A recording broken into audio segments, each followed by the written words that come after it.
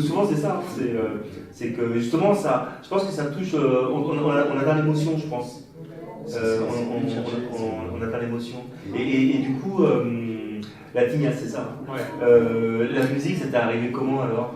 Bah, moi, j'avais un père je suis d'origine italienne, donc mon père a toujours chanté plutôt des chansons, des thèmes d'opéra, et puis à la fin des repas, ça chantait, quoi. Donc pour moi, il n'y a aucun complexe vis-à-vis du chant, quoi. C'est un truc complètement naturel. Ma mère, elle chantait, elle avait une voix sublime. Voilà, c'était un truc naturel, ça faisait du bien, quoi. Et dès que j'ai eu l'occasion d'avoir une guitare, bah, je voulais en fait chanter les chansons qui me plaisaient, les reproduire, quoi. Voilà, donc c'était la première étape. Puis en même temps, j'ai commencé à composer, quoi. Donc je composais quand j'étais adolescent, j'ai commencé à composer. Et puis j'avais une certaine facilité, quoi. Mais bon, il fallait que je gagne ma vie, donc je me suis rendu compte qu'il valait mieux que je sois vidéaste. Oui. Plutôt pour gagner ma vie, et c'est ce qui s'est passé d'ailleurs. Mais j'ai toujours écrit des tas de chansons.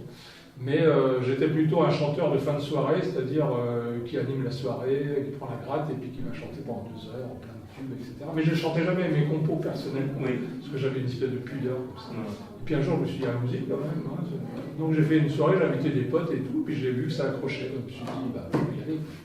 Vous avez un peu un parcours similaire, un peu autodidacte, dans le domaine artistique, j'ai l'impression.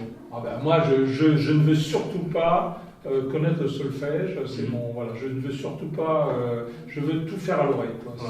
C'est hyper important pour moi, je ne veux pas savoir comment ça fonctionne. C'est comme si parce que il y a sûrement des recettes, mais j'ai pas envie d'appliquer les recettes, j'ai envie de partir à l'aventure. Pour moi, écrire un morceau, c'est partir à l'aventure. Est-ce que c'est pas ça, ce lien justement qui vous rapproche tous les deux?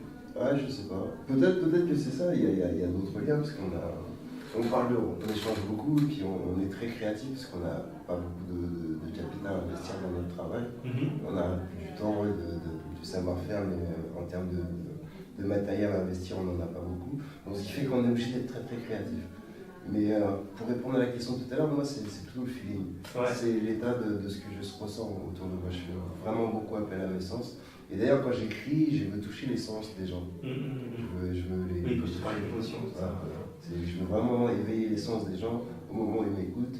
Parce qu'après, quand on éveille ses sens, on se sent mieux de toute façon. C'est ça. Ouais. Mais je crois que surtout que le point commun qu'on a, c'est que, bon, moi je suis immigré italien, aimé camerounais d'origine, et on a un amour de la langue française. Ouais. Voilà, c'est un amour de la langue française. Moi je parle italien, l'italien c'est magnifique et tout, mais la langue française, elle a une richesse absolument incroyable. Et moi je me suis toujours battu, parce que j'ai toujours entendu, le français c'est pas chantant. Voilà. Donc les gens ils composent en anglais, parce que ça chante le français, on ne peut pas faire balancer le français. Et c'est pour ça que moi j'ai écrit plein de choses, j'étais inspiré par Nougaro notamment, qui a montré qu'en fait le français, bah oui, c'est chantant, mais il faut faire un travail, quoi. Il ne suffit pas de dire I love you baby, il faut quand même travailler un peu son truc. Mais c'est pareil, il adore la langue française, parce que c'est le texte, c'est bien écrit. Hein, oui, c'est pas des chansons, c'est pas dans ma cité, c'est vraiment de la littérature, voilà. Il joue sur les jeux de mots, il joue sur les sonorités, et il joue sur le groove qu'il peut y avoir dans la langue française. Donc forcément, voilà.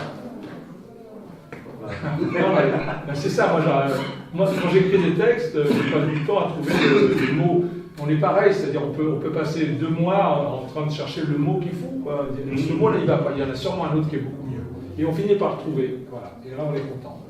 En tout cas, c'est super. On peut vous voir sur le web, suivre un petit peu l'actualité de ce que vous faites.